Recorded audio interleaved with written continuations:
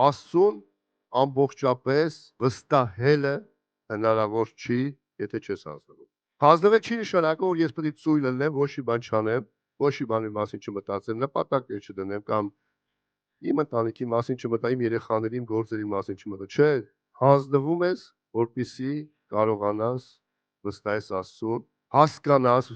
ես ու դու վերջո պետք է հասկանանք, որ ամեն բան Աստված վերահսկում։ Եվ ինչքան շուտ ես ու դու դա հասկանանք, դա մեր օգուտ։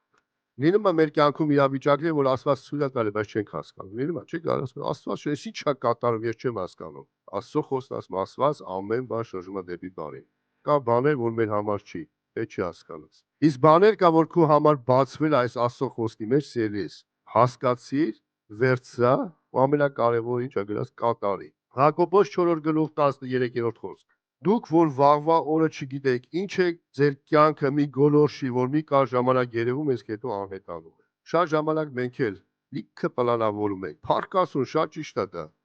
բայց նենց արել պլանավորման մեջ Աստված է դի։ Ամեն ինչի մեջ թող Աստծո կամքը լինի, սիրելիս։